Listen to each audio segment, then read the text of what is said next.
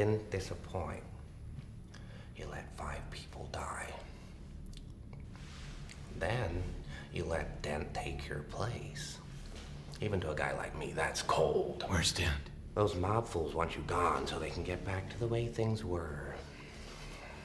But I know the truth. There's no going back. You've changed things. Forever. Then why do you want to kill me? I don't want to kill you. What would I do without you? Go back to ripping off mob dealers? No. No, you complete me. You're garbage. You kills for money. Don't talk like one of them. You're not. Even if you'd like to be. To them, you're just a freak. Like me. They need you right now. When they don't, they'll cast you out. Like a leper. See, their morals, their code. It's a bad joke. Dropped at the first sign of trouble. They're only as good as the world allows them to be. I'll show you. When the chips are down, these civilized people, they'll eat each other. See, I'm not a monster. I'm just ahead of the curve. Where's Dent? You have all these rules, and you think they'll save you. He's in control. I have one rule. Oh, then that's the rule you'll have to break to know the truth. Which is? The only sensible way to live in this world is without rules. And tonight, you're gonna break your one rule. I'm considering it. Welcome to the Superhero Cinephiles podcast. I'm your host, Perry Constantine, and welcoming back a returning guest. That's Derick McDuff. Derick, how you doing today? Doing well. Glad to be back on. Yeah, it's been a while. So before we get started, why don't you remind people about who you are and what you do? So I am the host of the Underrated Movie Podcast. It's like this one, it's a movie podcast. But unlike this one, which, I know we're going to be talking about a big movie today, talk about movies that wouldn't necessarily get covered on other podcasts, things that are underrated, underappreciated, things that have slipped on the radar. You've been on an episode, you did Alien 3, which was a really fun time. So yeah, talking about some kind of hidden gems or some movies that deserve some more love. Yes, that was a fun episode. And although we do cover some pretty obscure ones over here as well that That's don't true. get a That's lot of true. attention. You guys got some good ones. We got some good ones. Yeah, we've got some very obscure ones we've had here. And maybe coming up soon, we'll see what people want to choose from the list. So we're going to be talking about, like you said, we're going to be talking about a big movie today. We are going to be talking about The Dark Knight. Almost 200 episodes in, we are finally talking about it. Amazingly enough, this is a movie that nobody has asked to see. It's been on the list like ever since I've had that list. But before we get into that, what kind of stuff are you interested in lately? Anything grabbing your attention? So it's weird because if you look at my Letterboxd watch list, it's been a big dip in the past 2 weeks, and that's mostly because I've been, as we're recording this, the Olympics just ended yesterday, so I've been watching a lot of Olympics rather than a lot of films. But there's been some good stuff at the summer box office. Obviously Deadpool and Wolverine. I had mixed feelings on that one, but overall I really liked it.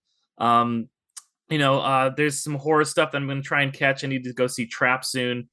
So yeah, but I've been taking a little bit of a break. Breaks are good sometimes. Yeah, we saw Deadpool and Wolverine back when it a little bit after it came out, like in the second week of release, and I absolutely loved it. But at the same time, I know it was 100% pure fan service, and I know when I go and watch it again for when eventually we're going to talk about it on the show, it'll probably be like No Way Home. I'm going to notice the holes and the seams a little bit more, and when we get to that point. Yeah, it's a little bit of a shaggy movie, but I think it's still fun. It's still really enjoyable. I had a really good time with it.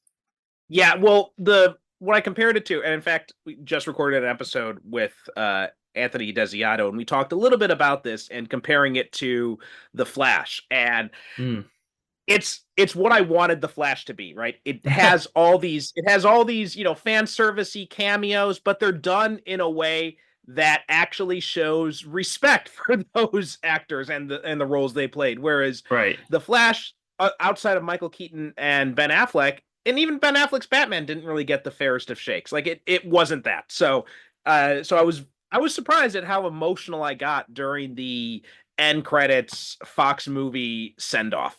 Right, the Green Day song and everything, that was the very middle school graduation clip show. Yeah, it was, Yeah. it was this real love letter to this kind of bygone era of not always great, but the superhero movies that, the superhero movies of today are built upon. Now, I'm not for my part, I'm not sure if you are much of a comics guy. I know obviously you like the superhero movies, but I'm not sure how clued in you are to comics in general. But for me, I have recently started diving into Alan Moore's Supreme run, and it has been a lot of fun. I'm not sure if you're a comic guy or if you know anything about Alan Moore's Supreme comics. No, I mean, I read him a lot when I was a teenager, but I really have not kept up on anything.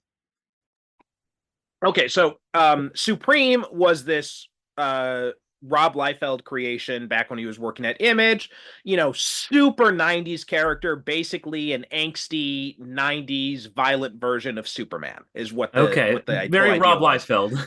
Very Rob Liefeld. Yes, of Yeah. course, complete with badly drawn feet. Of course.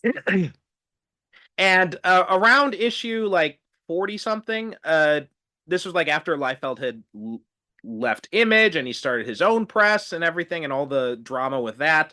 And he had brought on Liefeld had brought on Alan Moore because Alan Moore he was done with Marvel and DC at this point, and Liefeld reached out to him and asked him about writing Supreme. And Alan Moore basically said to it, I will do it if I can basically start over completely and do my own thing with it. And surprisingly, Rob Liefeld said yes, and then Alan Moore turned it into this wonderful homage to the classic Silver Age Superman, and it's been a lot of fun reading it. It's like Okay. it's like this perfect mix of nostalgia mixed with postmodernism. It's really cool. So I've been enjoying that, and it's tough to find because the books are long out of print. So I had to go through some Yeah. alternate means, we shall say, to acquire them. But I've had them for a while, and I finally able to sit down and read them, and I'm just getting a kick out of it. So that's what I've That's been cool. into lately. Now, as we said, today we are going to be talking about The Dark Knight, which once again, I cannot believe nobody has asked to cover this movie yet, but that is I what was it kind is. of shocked, yeah, when I saw it still on the list. I think maybe that's what it is. It's such a Yeah. big movie, so I think most people they probably just gloss over it and they think, "Oh, he must have covered it already. He just probably forgot to take hmm it off the list." And so I think that's got to be what it is. But whatever the case, or maybe they think it's been reserved for someone else or something like that. But whatever the case, nobody had asked to talk about it. We have talked about the other Batman, the other Nolan movies. We talked about Dark Knight Rises with Will Short. You were on to talk about Batman Begins. And finally, we are getting to The Dark Knight, Big one. which alongside Iron Man, those two movies both came out in the summer of 2008, both kind of relaunched the superhero film genre, I think, hmm and in Yeah. very different ways, right? Iron Man kind of set the template for the MCU stuff, which is going to be more kind of wild, more kind of out there, more kind of tongue in cheek, whereas The Dark Knight set it in the opposite direction. It was this more, gritty, pseudo realistic take, which we'll talk about that part of it too, on superheroes. So it was this very interesting dichotomy that both those movies set up, and it's kind of been the template that these movies have followed ever since. But let's go back in time to 2008. What were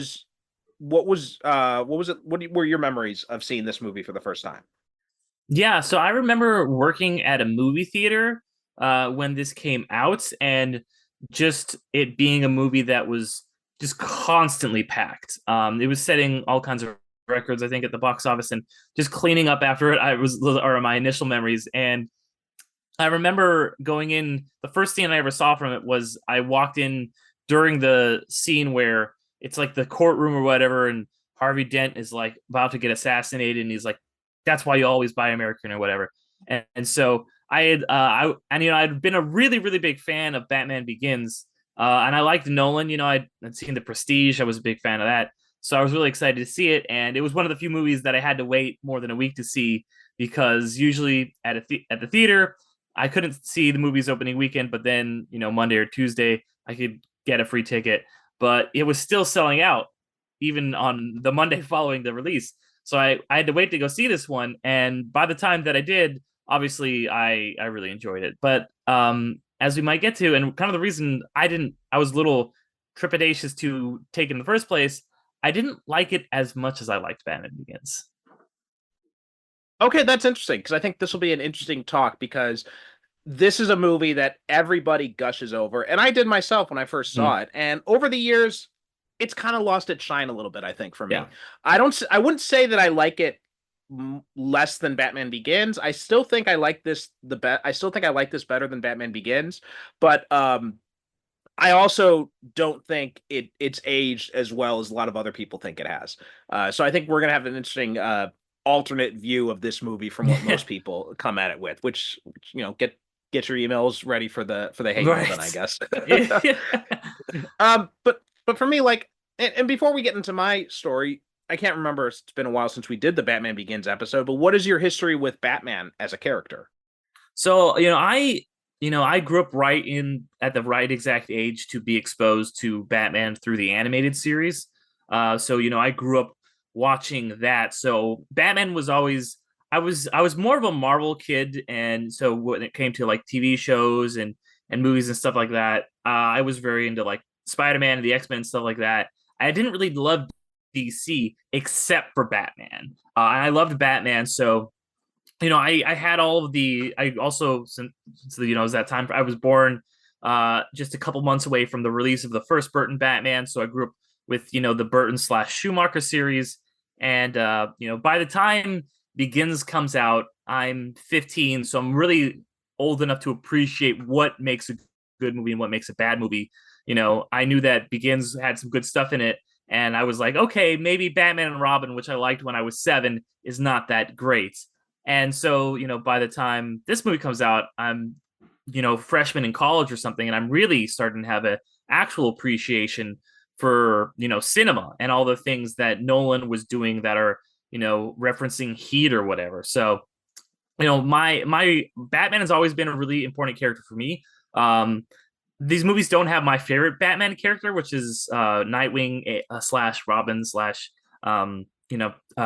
Dick Grayson. But that's okay. I still love them. It would be kind of shoehorned in if he was in this movie. So yeah, Batman, a big deal for me. Yeah, I'm similarly like you. I'm a few years on you, so because I saw Batman Begins came out when I was in university, and Batman Dark Knight came out like I think it was like maybe a few weeks before I left for Japan. So Mm, so very big changes in my life around both these movies when they came out. And I had also I was born in 83. Batman 89 came out obviously in 89. mm, And I don't remember when I first saw it. I'm pretty sure I did not see it in the theater, but we did have it on VHS.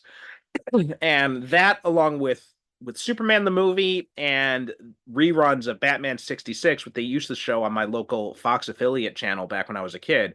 I remember watching those a lot as a kid, and then Batman Returns came out in 92. I was super excited for that. My Batmania summer was the summer of 92 because that was when yeah. Batman Returns came out. I was like in second grade or something at the time. So I had Batman everything, Batman bed sheets, Batman pajamas, Batman clothes, all the Batman toys I could get my hands on. So I had tons of Batman stuff at that time. And and then, that fall, after Batman Returns came out, the animated series started. And Right. that just, it really kind of solidified my love of the character and my interest in him. And like you, I was also more of a Marvel guy growing up, in large part thanks to the X-Men. Those ended up being the first comics I read.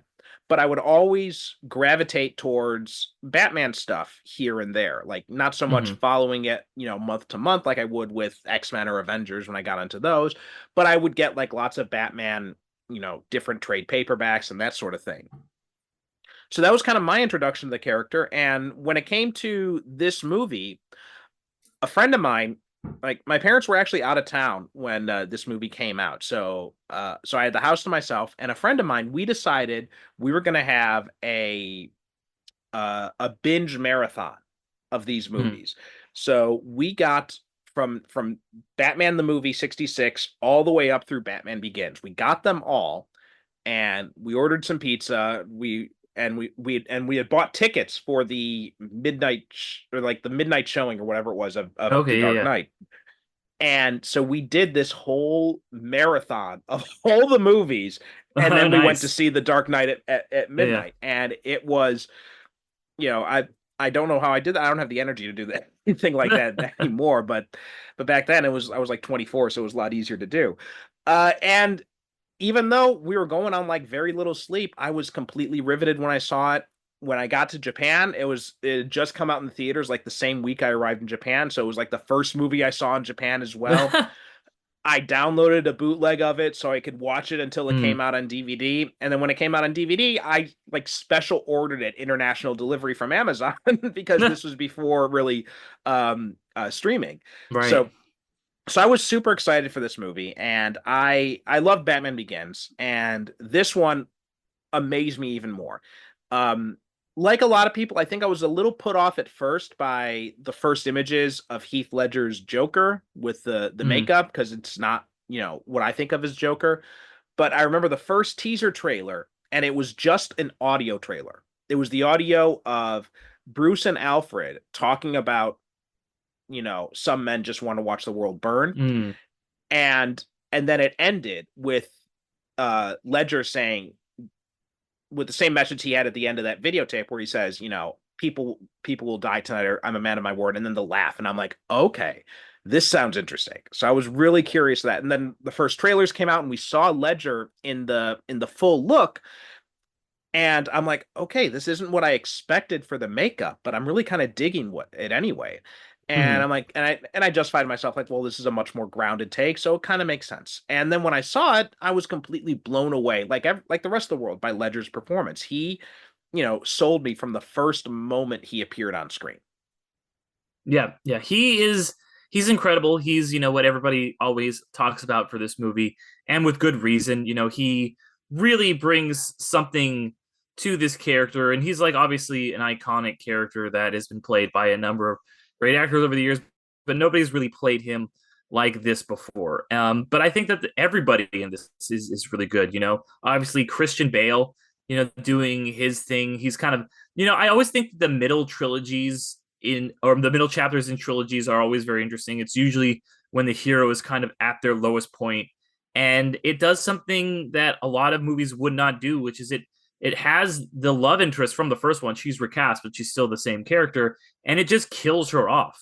And I love that that is kind of the catalyst that kind of proves why Harvey Dent is like, because him and Harvey Dent are both like obviously in love with her, and Harvey is corruptible. Harvey kind of succumbs to this, but Bruce does not, and that's why he's kind of, despite being the Dark Knight, is the shining hero that Gotham needs but doesn't deserve.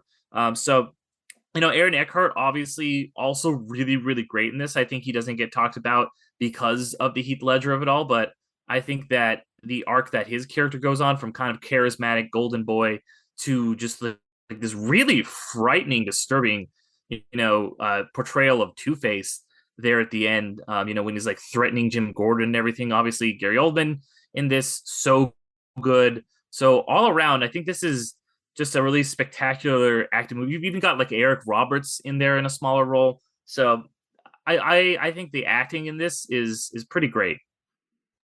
I agree. I think this is probably the Batman movie with the best performances of any of the Yeah. Batman movies we've seen. It's got a stellar cast. Everyone is bringing their A game to this movie, and and when it comes to Aaron Eckhart, I agree with you. I think he does get overshadowed a bit by Ledger's performance, and but it is an amazing performance. I think out of all the characters in the Nolan trilogy, I think the one that most perfectly captures like what their character is in the comics is Aaron Eckhart. I think he perfectly Yeah. captures that pre Two-Face Harvey Dent, and then he when he becomes this kind of like chilling version of Two-Face.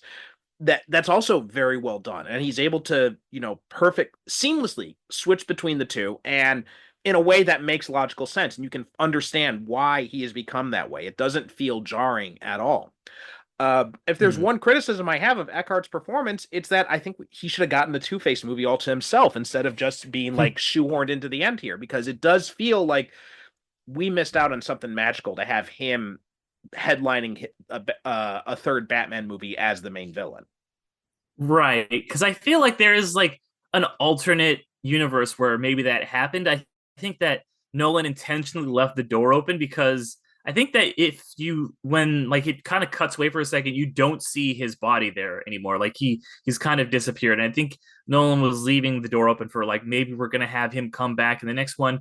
Obviously, he went a different direction, and I'm a fan of like what they did with Bane and stuff like that. But there could have been a really interesting one to see. And yeah, that's you do get the whole transformation into Two-Face, that whole, character arc.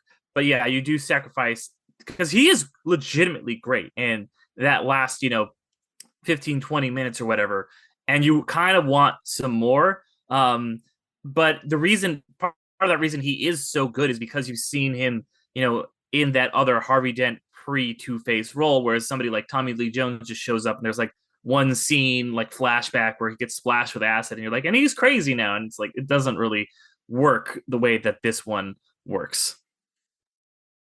Yeah. The less said about Tommy Lee Jones's performance, I think, the better. That was just Yeah. that was just terrible.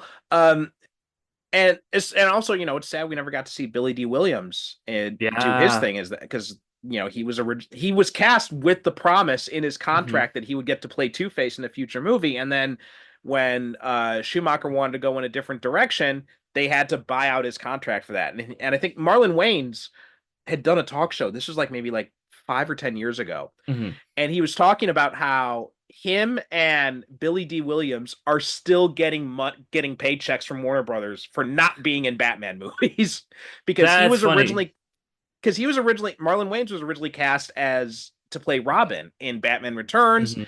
They ended up and they did screen tests of his costume and everything, but they didn't have time. But then between the screen test and actually filming, they decided to cut his part, so they had to buy out his contract. And same thing with Billy D. Williams. Like, so both of them, they're still getting money for these movies that they were never in. Yeah, it's one of those things like you watch when you watch as you did with your marathon, when you watch 3 and 4, so Returns and Forever back to back, you're like, how did Billy D. Williams turn into Tommy Lee Jones? I don't see that, like Mm. it's and I've seen some of the like those like Batman 89 graphic novels and stuff, which actually have like the artwork of Two-Face Billy D. Williams version, and you're like, that's really cool. I kind of wish we'd gotten to see that. I think Forever is fine, pretty forgettable. I really think that if we had gotten a third Burton movie, it could have been really special because I was a really big fan of Returns, honestly. Yeah. Returns is it. I always say about Returns, it's a great movie, but it's not a good Batman movie. And Yeah, whereas this which one, is I kind think, of how I feel about this, honestly. in a way, I think this one, it's not that it. I guess I would say that it's not that this doesn't feel like a Batman movie. I think there are Mhm. some aspects of it. I think one of the failures of a lot of these Batman movies has been the overemphasis on the love interest and like the role Mhm. she plays in Batman's life. And I talking about Batman Forever, that scene when he decides he's like, well, I'm in love with Chase, so I'm going to stop being Batman, and he starts shutting Mhm. down everything in the Batcave while Riddler and Two-Face are still running around out there. I'm like, come on, at least take care of your shit first before you hang up the cowl. And then this one too, and also connects to Dark Knight Rises. He's hinging everything on this possibility of a future with Rachel, and then when that doesn't happen, he just decides he's going to become a recluse. And I'm just like, that's not the whole key of Batman as a character. Is that this is an obsession that drives him. He doesn't just give it up because his girlfriend dies or because he finds a girlfriend. So that's something that's always kind of annoyed me and some about these different interpretations of Batman, is that I don't get the sense they really understood that this is more than just like a hobby for him or something. This is his life's obsession. Yeah, and for me, I think Like I said, this is obviously a good movie. I know we're probably gonna get emails because we didn't love this movie as much as the internet at large, which is why I was also a little skeptical about taking it on. But I was like, somebody needs to cover this movie on your show. It's so I might as well, take one for the team, take a bullet that doesn't make any sense for the team. But the stuff that really didn't work for me was how much of this movie is in the daytime. Like when it starts and you're like, oh, like it's just a scene in like broad daylight and stuff like that in the bank, and you're like, this is an interesting start to a Batman movie. And there's like a lot of stuff in this that is all just like daytime crime heat stuff, because Nolan has made no secret about the fact that he made all of his cast and crew watch Heat in preparation for this, and you really see it there, and that's obviously a great movie. But yeah, this feels more like a kind of a crime, like gangster drama movie with Batman in it. I love I think my favorite stuff is the end, the last kind of beat with after he's caught the Joker, and it ends up being, because a lot of the movie is about this kind of struggle between Batman and Joker, and about how they're opposites. Like he's order, like Batman's order, and Joker's chaos, and all this stuff. But then they ends up being like this kind of like secret fourth act almost to the movie, where it's like, okay, no, he's actually kind of the opposite of Two-Face. In a different way, they're kind of mirrors of each other, and that like kind of dark ending, both literal and metaphorical, is what works best for me about the movie. Yeah, I want to talk about the setting because, me coming from Chicago, like obviously I love that Chicago is used as the setting of this. And I went crazy about it at the time. Everybody in Chicago did when this came Yeah. out, because we were all I saw it in a Chicago movie theater, so we're all freaking out like at the different, things. Like, oh, there's Right. there's Lower Wacker, and there's the bridge and all that kind of stuff. So there's the river, and we were all freaking out at these different, goalposts. And as I watched this movie over and over again over the years, I realized that these Nolan films, I think they kind of lose something by being set in real cities. And I think that Yeah. that's something that I really appreciate the Burton films for, sticking with this very like kind of like gothic version of this gothic fantasy version of Gotham. Even though it was shot on a soundstage, when you see like the streets and there's like only 5 people who live in Gotham City, but outside of that, Yeah. like when you're looking at like the wide shots in it and the establishing shots, and you're seeing like the skyline, it's vintage Batman. Like that's what you picture when you think of Batman.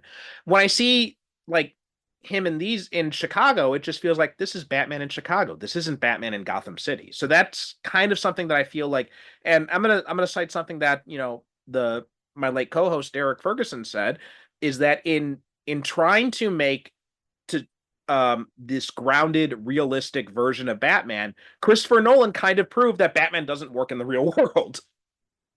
Yeah, I agree with a lot of that. And I think I even briefly mentioned it on our Batman Begins episode. But I talked, I think, about in that one how the setting of that one worked a little bit better for me, because it does still feel like it feels more realistic than the Burton Schumachers, but it straddles that line really well, where it's like this does feel like a city that doesn't really exist. Like there's like the trains and stuff like that, and the narrows, and it's like, okay, like this is like a comic booky kind of, like you're not just like there, this is Chicago, this is Pittsburgh, you don't see Heinz Ward or whatever running around. It does feel a little bit more like a Batman world, rather than, okay, we just implanted Batman into this real city. Gotham City really has its own unique vibe in Begins, and it doesn't here. And I think part of that is, like, like I said, the daylight, the fact that it is, like you said, it's shot in these real cities with all, you're seeing all these real landmarks. That's why I also really like Matt Reeves' take on the Batman, because that is another one that's another quote unquote realistic Batman movie, but it is still pretty stylized in its depiction of Gotham, where it's like this rainy city that doesn't feel like it exists, with like this water and all that stuff. Whereas this is a little too grounded in just like your day to day life. Yeah, I agree with that. And I think you're right. I think the fact that Begin shot in different cities and then it kind of pieced it together. It gives it a little bit more of a feeling of this being a unique place. Whereas this one and then Dark Knight Rises, right? They completely shot this all in Chicago, and Dark Knight Rises, I'm pretty sure they shot all in Pittsburgh. So I think so. those. And that's a little bit jarring too when you try to watch these movies in concert, because it's like, okay, well, this Gotham does not feel like the one in Begins, and you get to Dark Knight Rises, like this definitely doesn't feel like the Gotham in The Dark Knight. At least Dark Knight and Begins, they did do some Chicago stuff in that one, so it does feel a little. There's some continuity there, but when we get to Rises, it just feels completely disparate. So yeah, I had those issues too with it, and one of the things I think is interesting about the Nolan movies is that each one, it does borrow some broad strokes from different eras of the Batman comics, like different famous eras of the Batman comics, right? The Batman Begins is obviously very much the year one long Halloween setting, so it's got all that going for it. And then we've got Dark Knight Rises. They're pulling a lot from like the 90s Batman, right? You've got Bane, you've got the whole idea of no man's land stuff when Gotham is cut off, and all of that. It's very much pulling from the 90s version of Batman. And then this one kind of feels like the 70s version of Batman, the Denny O'Neil era, when he was living in a penthouse. And that was when the Joker got like his first real like kind of villainous streak that we see now, and that was all kind of established by Denny O'Neil and Neil Adams. So it's interesting how in these very broad strokes Nolan's pulling from these different eras of Batman comics without like being necessarily a more direct adaptation of them. Yeah, and I think that it does a really good job of that in a way that, because obviously it talks about Deadpool and how that movie is so, cameo and like nostalgia heavy. And that's a movie I wonder how well it would play if you're not super familiar with a lot of the source material. Would that just be absolute nonsense? Whereas this movie, if you're familiar with the source material, like all those, different runs that you just mentioned, it's going to be a very, very rewarding experience. But if you've never read a comic book before, or you've never seen a superhero movie before, and you just watch The Dark Knight, you'll still get a big appreciation for it. It still really works as a movie. And I think that's what you've got to do. You've got to, appeal both to the people who want to see a good Batman thing that is going to have respect and reverence for the past, what came before it, for all these creators, this long and storied history of Batman. But you also have to appeal to, wider audiences that might not know, or, have this encyclopedic knowledge, or even a cursory knowledge of this kind of character, because Batman is such a huge like cultural touchstone that everybody is going to have a different relationship with him. Everybody's heard of Batman, but whether you're a super fan or you're like, somebody like my dad who's like, I used to watch the 66 one, or you're somebody like me who's like, I watched the comics one or the show when I was a kid. Everybody else is bringing their own thing to it, and that's one thing I will say that this movie does really well, is it appeals really well to everybody without feeling pandering to anyone. I agree with that. Yeah, I think that the little references to the comics here, and this is something I didn't even realize the first time I watched it. Like, it took multiple viewings for I'm just like, oh wait, I kind of see what he was doing there, what he was pulling from there. So yeah, it does it in a way. Whereas I think you're right. If you go into Deadpool and Wolverine, I mean, I saw it with my wife, and she loved it. She had a lot of fun with it, but she did not get probably not even a quarter of the references that I got to it. Right. So there's a lot of that kind of stuff. Or even when we watched, we watched the first two movies recently to prepare for it, and when we get to Deadpool 2 and he's talking about Shatterstar is there, and there's the scene when he's talking about how Cable's not as tall as he was in the comics, and then I'm laughing at that stuff and she's looking at me like I'm crazy. Right. And it reminds me of, because when I was at Comic-Con this last couple of weeks, I saw the Alien Romulus panel, and the director Fede Alvarez, who I'm a really big fan of, he also directed, the Evil Dead reboot, about 10 so years ago. So he's somebody who understands these big storied franchises.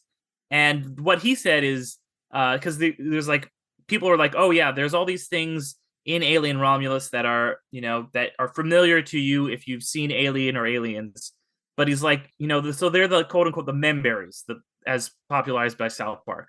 But he's like, the memberries can't be the meal, right? You've got to have some substance there. And a lot of movies, I feel like, more and more try to make the nostalgia the meal, whereas this movie has all of that, and you really will appreciate it. And I think about, like, if you didn't know who Harvey Dent was, this will work as well for you because you'll be shocked. If you know who Harvey Dent is, you're like, it's like watching the Star Wars prequels. You know what's going to happen to him. So those people will have very different experiences, but it will work for both of them. And because the nostalgia isn't necessarily powering either of those experiences, it's not like Harvey Dent is going. Well, I guess there's one thing where he says like, "Oh, there's a nickname for me," and you're like, "Oh, two-faced politician." I get what's going to happen there, but it's not like he's like, "Wait," it's like not like in Star Wars. I love Star Wars, but like when he's like, "Ah, Anakin, you'll be the death of me," and it's like, okay, like there's not those wink, wink, nudge, nudge kind of things in this. I remember that with. Did you ever watch Smallville back in the day? Oh yeah, I loved Smallville. Yeah, that had a lot of it. I remember there's a webcomic called Short Packed, and they were doing a joke about Smallville. And it was like it was making fun of all the winking in it. And then by the time it gets to the end of it, it was like season 10 and he winks and Tom Welling winks and his eye burst. That's pretty good. Yeah, it was too much winking. I haven't watched it since I was, like a teenager, and I'm sure that but I remember not having known a lot about Superman back then, that I was like, there's a lot of like, hey, here's Terrence Stamp, a lot of that kind of stuff. There was a lot of that stuff, just like, like, come on, Clark, you're not a Superman or something. Yeah, like that, right. or like he had his room in the barn. It was like, your father calls this your fortress of south. It's like, come on, what are we doing here? Yeah, so I think that this one, the nostalgia works, but it's not the driving force, which is, I think, important. Yeah, I agree with that. I'll agree with that a lot. So what were some things that kind of jumped out at you? There's a lot of stuff I kind of want to talk about here, but let's hear what are kind of some things that kind of really jumped out at you this time. I mean, one thing that jumped out at me is rewatching this is I think the Joker clearly has a plan. Like, he has that whole thing about being chaos and all that stuff, but he really does have a plan. He is really kind of like, he wants to make things chaos for other people, but he does that through like, okay, I'm a guy who he's like going to get captured and he's going to do this and he's going to call it a phone call. So he's kind of the ultimate just like embodiment of, I don't know, like everything that Batman doesn't stand for. And Batman also in this is not necessarily the greatest. And, I wouldn't be the first person to say that that this is kind of analogous to, I think, a lot of the, this comes out in 2008, so the end of the Bush era, the kind of response to like the war on terror and everything. And you could kind of see the Joker as a lens of like, he is this kind of terrorist sort of coded figure, and Batman, when he has all the surveillance and stuff like that, is kind of this, like powerful, like US surveillance state kind of figure. I thought all of that allegory in retrospect, after we're like, a few administrations later, is really interesting, even though I think Nolan is not really, he's kind of said that that's not necessarily what he was going for. I think regardless, that is in the text. And so it's a movie that doesn't make Batman because, is it kind of a movie about the greater good. It gives you that trolley problem thing there at the end. And I think that's the real moment when it works the best, is when Batman's like, you don't have to choose. Like, it's you have this terrible choice, quote unquote, like that happens in so many superhero movies. And Batman's like, no, I'm going to let these people do the right thing, do the good thing. And I think that's kind of like what the movie is trying to say, is you don't always have to choose the lesser of two evils. You don't have to choose terrorism or a surveillance state, even though Batman does, because I think he kind of a little bit sells out and fails morally there. But where he succeeds is when he is like, Joker, like, I'm going to leave it to these people to not blow each other up. He goes after the Joker, trusting that these people won't blow up the bombs on their boats. I'm glad you brought up the Joker's plan and the Bush era allegories, because those are two things I definitely want to talk about, because there are two Mm, things I have big problems with in retrospect of this. But mm. we're going to take a quick break and then we'll be back to talk about those things. Since you're listening to this show, I already know you love watching superhero movies and TV shows, and you just might enjoy superhero comics. But how about superhero novels? I'm giving away 2 free superhero novels and 1 free superhero short story.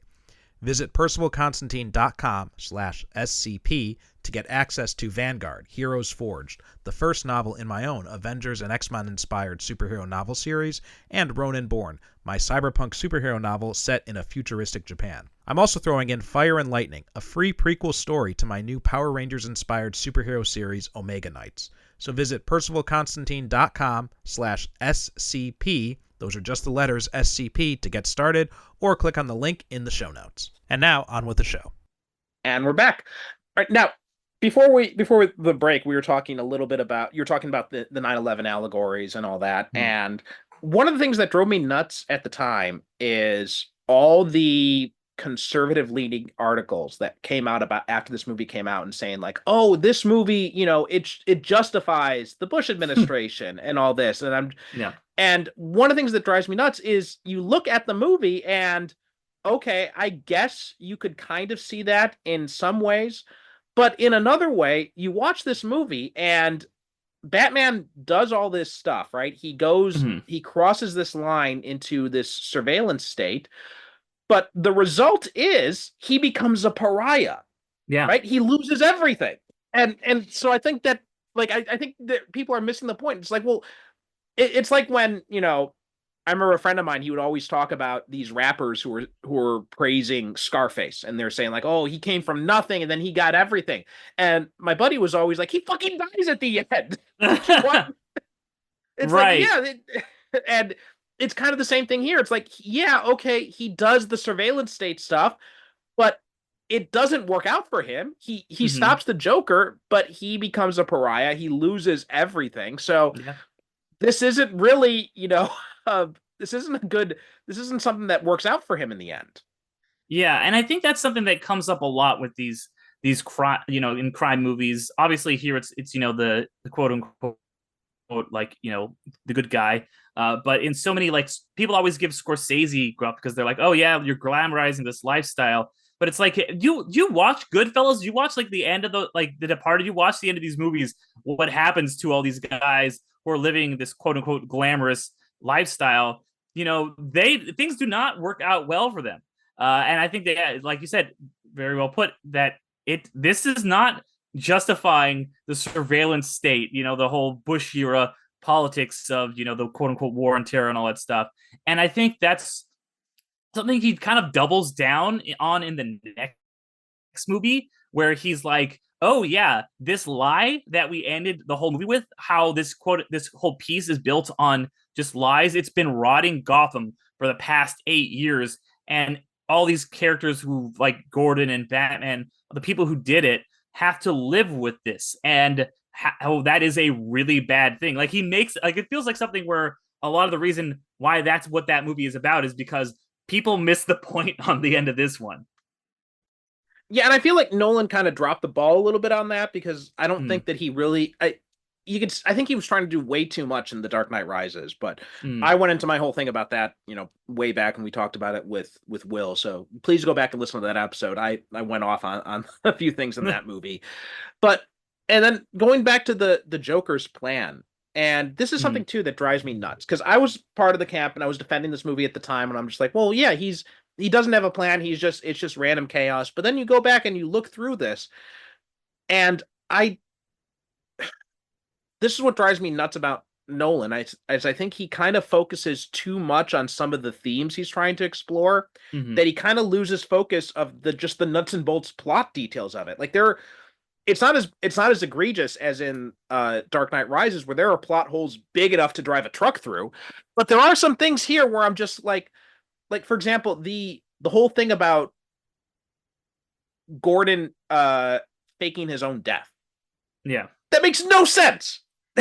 Yeah. Yeah. I mean, No. it just there's no reason for that, and especially to then tell his wife that he's dead. I mean, like, come on, there's none of that is necessary. It's just ridiculous. And then, and not to tell Harvey either. I'm like, I don't understand what the point of all this was. And, or the Joker's, so I'm trying to piece together the plot here. It's like, okay, so they're faking Gordon's death and they're going to lure the Joker into a trap. So Dent is going to pretend to be Batman, but he's not really Batman, which surprised Bruce too. So obviously he wasn't in on this plan.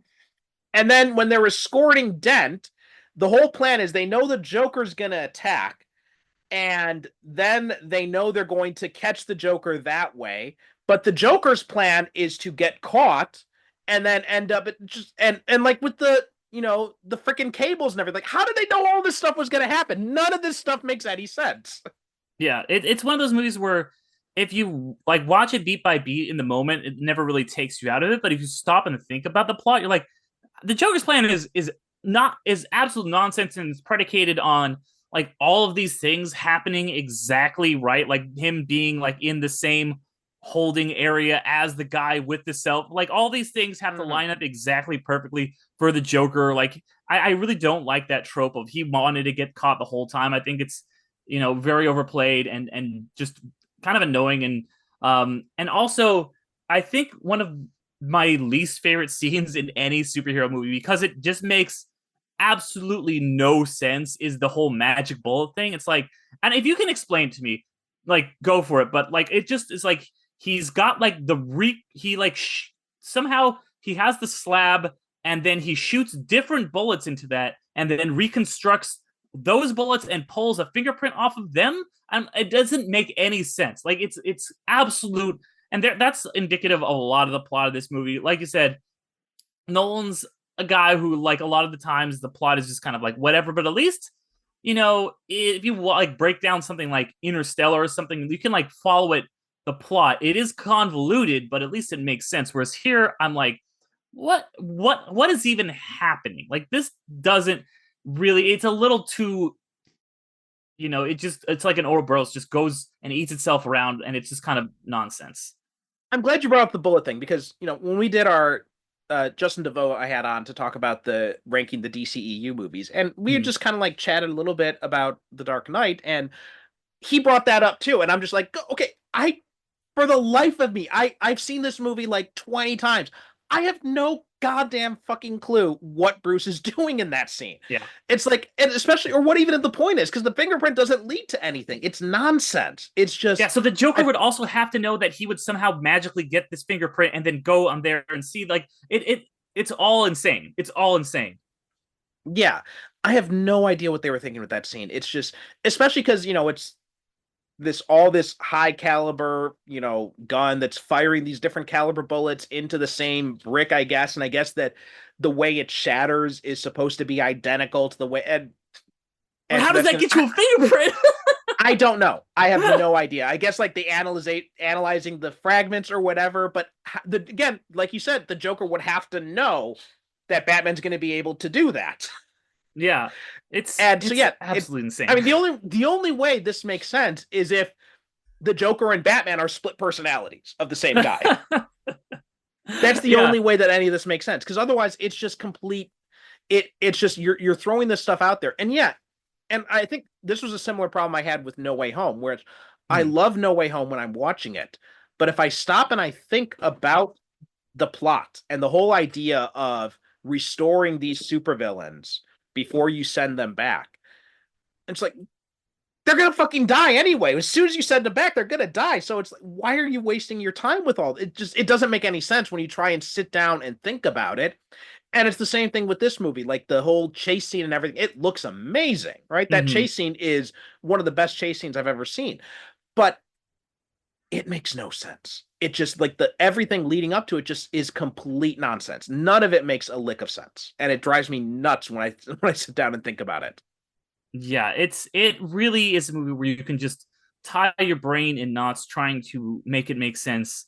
And I'm sure there's somebody out there on the internet who's actually like, well, actually, if you do this and this and this and this, and has found a way to explain it, like, because but to me, it is absolute just a ridiculous, incoherent plot for at least the second act. That is it's one of those plots that exists because it's like we need to get all these pieces into place. How can we move them into all these different places? And then you re-engineer the plot around it to make all of that make sense so that you have, Rachel dead and the Joker did it and you have Harvey getting his face. But it's just kind of one of those things like, okay, how can we set up all the dominoes in a way that will get them to fall in the way that makes the picture? And the setup is kind of a mess. It is, yeah. Yeah. And one of the things that I think is funny too, going back and rewatching this, is when Harvey explains RICO laws to Gordon. I'm just like, Gordon is supposed to be a seasoned cop, right? RICO is not some new legal theory. Like, I'm pretty sure he knows what the RICO law is. So it's just like, that is just clear exposition dump for the audience. Yeah, no, exactly. There's a good amount of that. But I do still love this movie. It's in my top 5 Batman movies, which might sound low to some people. It is number 5, but I was thinking about ranking them last night, and but I still do really like it. There's some stuff that does really work for me. Like you talked about how at the beginning, the first thing they released in that first trailer is them talking about how some men just want to watch the world burn. And this thematically, I think, ties back into what we were talking about earlier about how this is not an endorsement of, these tactics that Batman takes at the end. Is Alfred's speech about the rubies or whatever. And he's like, the rubies, Master Wayne, he was throwing them into trash, and it's like, how did you catch them? It's like, you burn down the jungle, and the world does burn, but it's not like the thief or the Joker who does it. It is, our quote unquote heroes who do it. So I think that's a pretty clear not endorsement of that. And then returning to that whole boat scene, the whole trolley scene, the trolley problem. I think that because they kind of avoid the there's only one way to do this. You kind of, I think that works the best. I have a quick question for you. This is something I've always thought that the Joker did, and it doesn't ever get brought up in the movie, but with the boats, I've always because he kind of pulls the switch with Rachel and Harvey, I've always thought that the people on the boats had their own bombs or their own triggers for the bombs. Did you ever get that reading? So if they turned it, they would blow themselves up rather than the other boat up. And I thought that was something it was going to go into the first time I saw it. Obviously it doesn't, but there's nothing I think in the movie that doesn't lean that way. I don't know. No, I never thought about that, but it would make sense. Like he's trying to, basically punish these people for being bastards. So I think there's something to that. I do want to talk about the Burma thing though, because that drives me nuts on repeat viewings. Because this whole, what Alfred is basically doing, when you think about it and you look at the history of the British in Burma, he's basically saying, he's like, well, there was this guy who was raiding these gems and stealing them. And it's like, well, yeah, you guys were fucking colonialist bastards. So and he's like, well, he was just throwing it away. It's like, well, why do it? It's like, well, maybe because he's fighting back against the colonizers. That might have something to do with it. And he's like, and then we burned the forest down to catch him. And it's like, well, okay. You're just, I mean, I think that, and it's kind of telling that Nolan's a British director. I think that he doesn't realize that that's the message that's coming through on repeat viewings of that. I think that he is, because I think that the moral of that story is that, Alfred's actions were wrong, which lead, into Batman's actions also being wrong. So I give him the benefit of the doubt on that one. Well, no, but I think it's the framing of it, where he's saying that this bandit was just like the Joker, and it's like, well, I don't think we have any evidence of that. That's just the colonizer saying that the guy who's disrupting the colonizers is he just wants to watch the world burn. I don't think that's necessarily what was happening. Like, maybe he was throwing these rubies away to these villagers so that they could sell them or giving them back to the people. Like, I think there's another side of this story that Alfred is ignoring. Okay, that's fair. That's a fair read. So that was something that I thought was interesting on these repeat viewings. Also, the whole thing about the whole Hong Kong sequence, it feels drawn out. Like, yeah, I get I get catching Lau, all right? I get going there to catch Lau, but we don't need the whole thing with Lucius going there and everything. And the only purpose of that is to set up the sonar thing, which we could have done that in a different way anyway. So I think that was really unnecessary. The whole thing about Lucius going there, having this meeting and setting up the device in there. We didn't need any of that. I think that's just like, overdone exposition. I think we could have just had the scene when Batman's on the roof and he swoops in and gets him, and that's all we really needed there. Yeah, it's interesting. It's kind of weird because in one way it's like, okay, this is like that's like the only time in this film where it's outside of Gotham. It is kind of weird to be like, and we're going over to this actual real city. But it is cool that I like that it's Batman getting to do some Batman stuff at night, which you have not gotten to see a lot of. So I did like that aspect of it. Yeah, that aspect of it was cool. Again, it's just, I think that this was just a thing where it's like, well, we got to cater the Chinese audience type of thing. Yeah, I wonder like how much of that was going on in 2008, because that's right when it starts, right? It's when it's, yeah.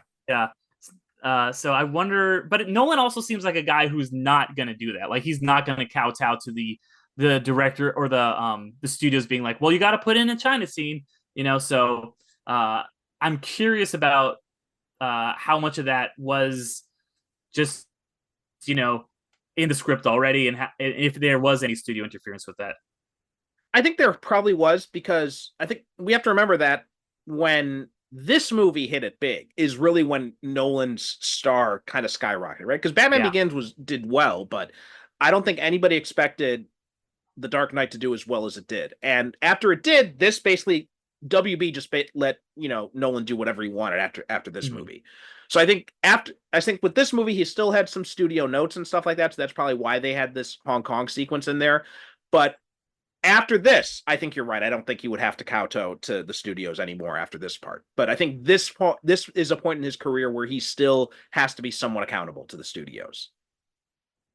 Okay, yeah, that's interesting. Yeah, because it's that time when a lot of films are like, we'll just have and I remember Iron Man 3, for example, which obviously comes out a few years after this, but it had that whole alternate cut where there's all those Chinese scenes that were inserted with like a Chinese doctor that had no one involved with the like Robert Downey Jr., Shane Black, like nobody had anything to do with it, and the Chinese audience didn't even like it that they had those extra scenes. So yeah, it's interesting to kind of look back at this.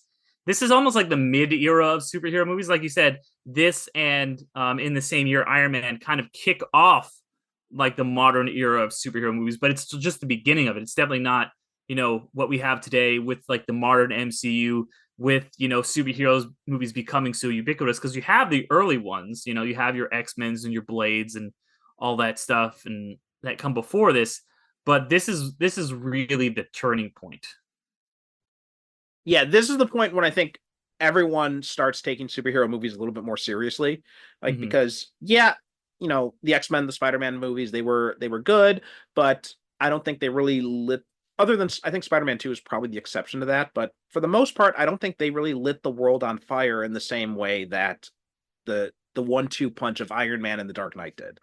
Yeah, because with Iron Man, you kind of get like I said, the birth of the MCU, like them becoming such a cultural phenomenon, such a hit with just everyone. Like everybody's moms are now going to see superhero movies, rather than just like them being pretty popular movies. It's like, no, these are ubiquitous in the culture, and this one is just as popular at the box office, and it also is really popular with critics. Like this is like really the first superhero movie that gets a lot of Oscar buzz. This movie, obviously, Heath Ledger wins Best Actor. It's a movie that people to this day will claim got snubbed from a Best Picture nomination, to the point where it's really credited with them expanding from 5 to 10 Best Picture nominees, because the year after this, after the quote unquote snub, is the year that they expand it to 10 nominees, and they start giving nominations to stuff that wouldn't, normally get that nomination, even if it's not necessarily superhero movies. It does kind of open that up, and it starts to, people who are these quote unquote auteurs now, like Nolan becomes because of this movie, are kind of allowed and expected almost to make a superhero movie. Yeah, and this also is kind of where the whole idea of a superhero movie making you a star really kind of takes off, I think, Yeah. because I mean, you had Hugh Jackman with the X-Men movies, but that was almost kind of an outlier, I think, Yeah. because most of the other actors and they didn't really have like, massive new star appeal because of those Mhm. movies. And then Christian Bale, his star really kind of skyrocketed after Batman Begins, and then this kind of like cemented that. Same thing with Aaron Eckhart, like he was on a big rise after this movie too. So and obviously Downey and Iron Man, Mhm. and then you get Chris Evans in Captain America. Even though he'd been around, he's got the cachet to kind of do his own thing and do stuff like Gifted or things like that he probably wouldn't have been able to do before that. So yeah, I think these two movies really kind of like broke the mold of what people expected of superhero movies as far as audience reactions, as far as critical reception, as far as, star power too. These movies really kind of like changed the game for all of that. Yeah, I totally agree. And that's why I think that, while this is a good movie, I think it's a more important movie than it is, a good movie. It's like kind of one of these movies that you go back and it's not quite like a homework movie like you see with like when you go back, it's like, okay, well, you got to watch The Godfather because it's The Godfather, you know. But this one is it's still a very good, entertaining superhero movie, and with admittedly, I will say some good action in it in a way that Batman Begins did not have. If you go back and watch the fight scenes, quote unquote, in Batman Begins, they're pretty choppy and not great. They're a lot better in this, but this is a movie that is like a big deal for movies, for the culture and stuff like that, while also being one that you can throw on with your brother and have a couple beers and enjoy watching. Honestly, outside of, ironically enough, Zack Snyder and Andy Muschietti, I don't think any director has really kind of captured what Batman's like in a fight, other than those two directors, and they just kind of like leaned into the whole, the like that warehouse scene in Batman v Superman. As much as I hate the rest of that movie, that warehouse scene is amazing. Or the same thing with the Flash, like the scene when they go into in the Russian prison, like the what he does with Batman in that scene is great. And I know there's a lot of people are kind of like down on Muschietti for being given the task of directing Brave and the Bold, but if he directs it like that Russia scene, I'm totally fine with it. Yeah, I would maybe add Matt Reeves to that list because I do think of that scene early on in the Batman where he just beats up like a whole bunch of dudes, like he's fighting that whole like gang or whatever. That scene, I really liked the action in that one. But yeah, it's something where like as much as I love Keaton as Batman, not a lot of great action in that. Not a lot of good Batman fighting. It's a lot of he can't like it's the famous thing of he can't turn his neck. Yeah, yeah, and I think Reeves, yeah, the Reeves stuff is good, but my problem with it is it's just still too much rooted to that idea of Batman grounded in the real world. Whereas I like Mm. the idea of Batman, swooping around in a fight and all that kind of stuff, like we see in Batman v Superman, or like we see in the Flash. So the more comics type Batman is what I'd like to see more of in these fight scenes instead of something that's so grounded. And yeah, like Tim Burton is a great director in a lot of respects. He is shit at action scenes. I'm sorry. He just cannot direct an action scene to save his life. It's just not what his forte is. And Right? it And really if you kind of don't believe shows us, in watch those Planet movies. of the Apes. No, don't watch Planet of the Apes. Let's not Yeah. let's not punish people. But let's talk a little bit about Bale and his performance in here. Like Mm, I think because a lot of stuff has been said about the voice.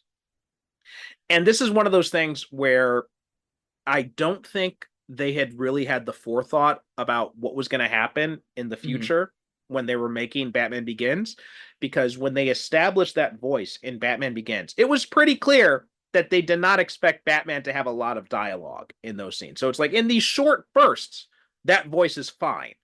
But when you put him in a position now where he has to talk a lot more, ooh, this does not work very well. I get it. I understand why, because he's always doing this like, Joker. Is like, and it's there's all the like, there's the college humor video that came out. There's all the everybody clowning on it.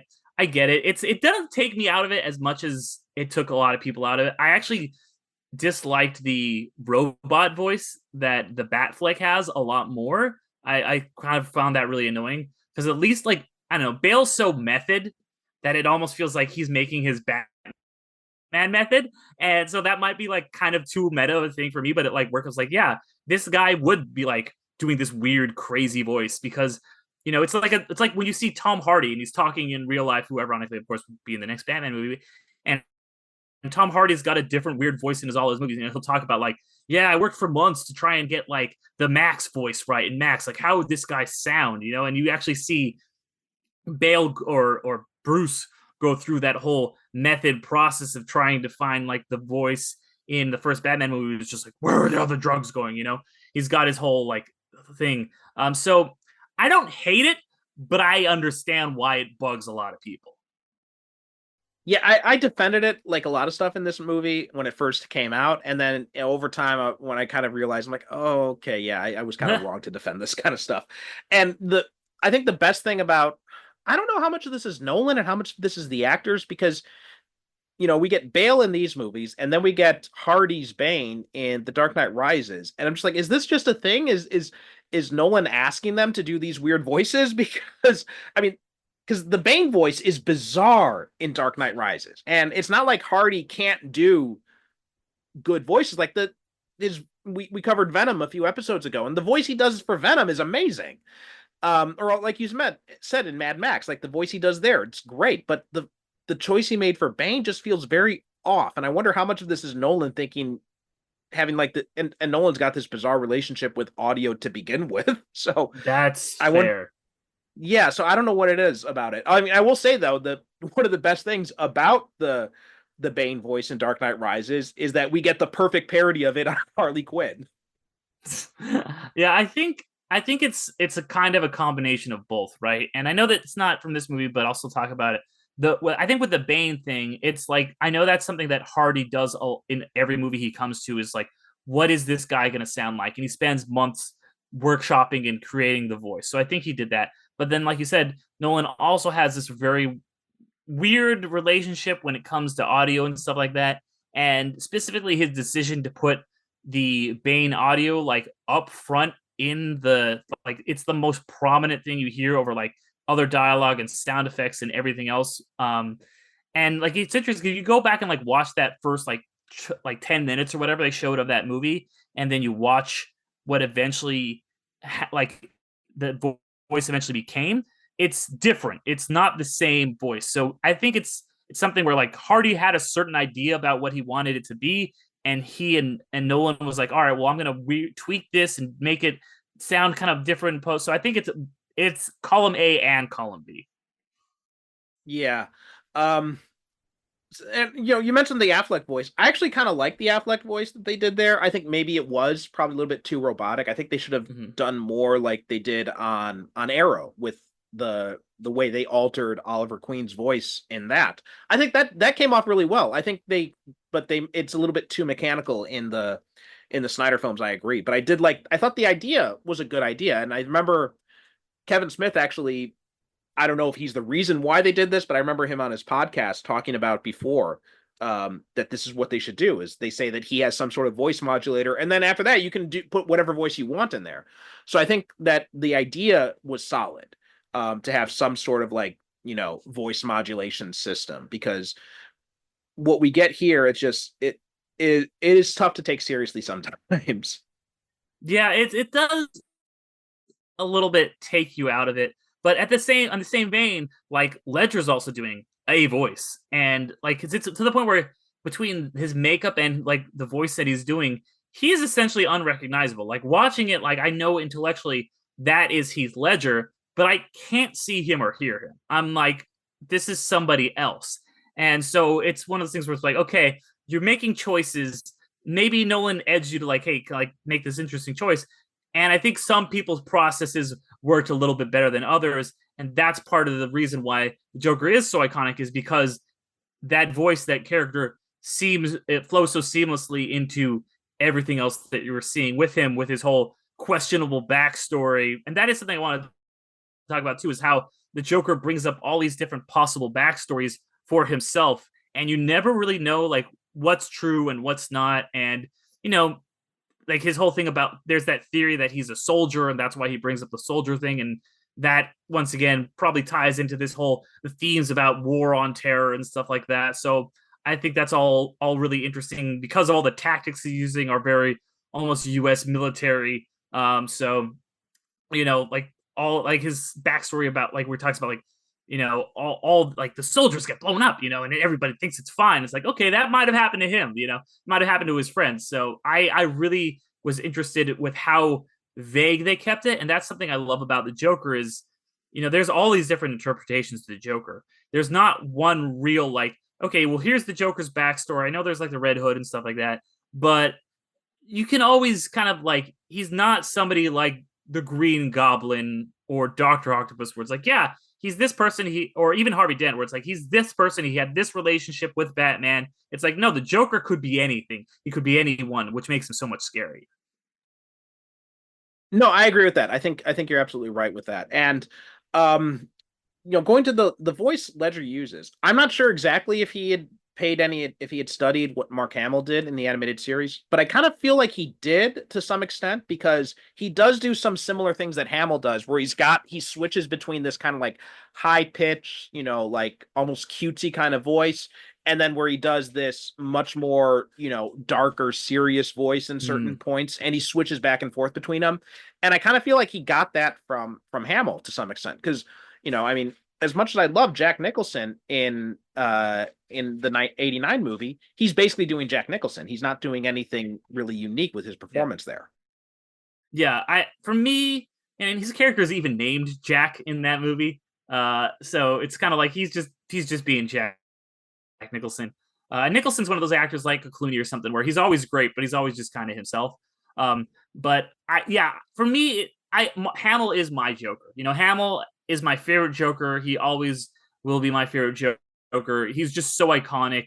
That voice that he brings. I love there's that story that he tells where he's driving to the audition and he's like trying to find the Joker laugh, and he's in his car driving on the 5 or whatever, and somebody looks over at him. They just see he's like they just see Luke Skywalker doing this maniacal, insane laugh. And so his whole process of kind of finding this thing, I think probably did inform what Hamill was, or what Ledger was doing here. Yeah, I think that there's something to that soldier backstory there, because he does have that, because that comment that he makes to Harvey in that scene, it feels like it comes out of nowhere. It's a very strange comparison to make there. And then you look at the familiarity he has with guns and explosives, and the way he's able to recruit all these people in a very short amount of time, and just like the kind of military precision that he executes these plans with, plus the whole fact that he knows enough to have, be completely anonymous. So I think all of that does suggest that he's got some sort of military, if not black ops background. Yeah, definitely. And it honestly kind of reminds me in a way of like a very Jack Sparrow thing, where how Jack Sparrow is also this kind of character who's seen as this agent of chaos, but he kind of uses that to his advantage. How Jack Sparrow's always got this insane, intricate plan to like escape or whatever. Like he'll jump on a chandelier, like he sees this chandelier when he comes in. He's like, okay, I'll jump on that. I'll go over here. He'll be like, I'll catch Keira Knightley and I'll jump on this thing. And he also does the thing of, both of them do the thing of like, he seems like an untrustworthy person, so that when he's telling you the exact truth, you're not going to believe it, because it's the thing of like, you can always trust a dishonest man to be dishonest, but it's like, actually he's using that to advantage to tell you the exact truth to your face. You just assume it's a lie because it's the Joker, because it's Jack Sparrow. Right. Yeah. Yeah. And I think, and this isn't the backstory I'd want for the Joker in the comics or anything, but I think it works very well for these movies here. Yeah. Yeah. It is, like for the universe that Nolan has created, it fits in really well. Right. So now you talked about, where you would rank this. So if we were ranking the Batman movies, where do you think this falls in your rankings? Yeah, I would say this is solidly in the top 5, but it does sit at number 5 for me. And I will say and this is going to sound blasphemous, but it is my least favorite Nolan. Okay, yeah, I would definitely disagree with that. I put this at the top of the Nolan films, with Begins as a close second, and then Rises would be a distant third for me. I do think that. Well, are you counting the animated movies in that ranking, or just the live action ones? Yes, I would put this one slightly above Lego Batman. Okay, so you're counting. All right, I think if we're talking animation, like I think Mask of the Phantasm is easily number one with a bullet. If we're talking purely live action, I think I go back and forth between this one, 89, and the Matt Reeves Batman. Like all of them would probably be like about the same for me. I've got some renewed appreciation for 89 Batman in recent years, and I love the Reeves version, but I think one of the things that holds it back for me is I think it's a little bit too long. I don't think the third act with the earthquake and the flooding and all that is really necessary. And I'm just like I'm really over the grounded realistic Batman take, to be honest. That's fair. Yeah, I think it is different enough from the Nolan trilogy for me. And also different than the Burton Schumachers. It feels like it's kind of right there. Like it is quote unquote grounded and realistic, but it does sit in a place where it doesn't feel like the real world like these ones a lot of times do. I think, yeah, for me, I would put, and I'm somebody who I kind of didn't love Mask of the Phantasm as much as a lot of people. I know that's a Now that's controversial blasphemy. opinion. Yeah, but it didn't work as quite as well for me. But I think my top 5 would probably be this one at number 5. Then right above it would be Rises, then Returns, then Reeves's The Batman, and then for me number 1 is still Batman Begins. I love that movie. Okay, all right, fair enough. All right, so Derick, thanks for coming on. Now, why don't you tell people where they can find you? Yeah, so you can find me at Underrated Movie Podcast everywhere on all the social media platforms, Underrated Movie Podcast, or if you're on whatever podcast app you're listening to this on right now, just look up Underrated Movie Podcast and my show will come up. So, getting close to 150 episodes now, and yeah, got some with you, got all kinds of stuff. That got some more superhero stuff on there too. I would love people to give that a listen. Okay, very cool. So please go and check that out. And we'll have links to that stuff in the show notes as well. As for us, we are superherocinephiles.com and Super Cinema Pod on the socials, which is Instagram, Threads, and Blue Sky. So please make sure to follow us there. Thanks so much for listening, and we'll talk to you next time.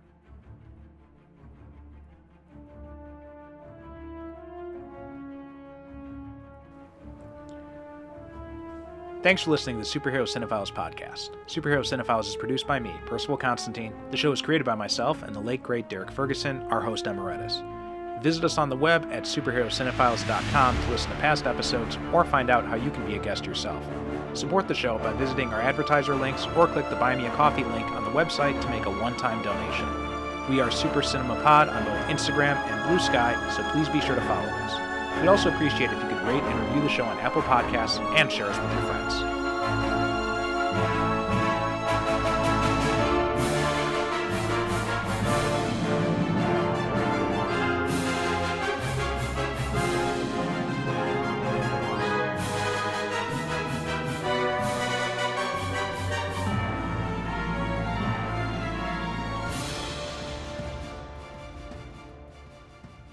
Thank you for listening. And as always, good night, good evening. God bless.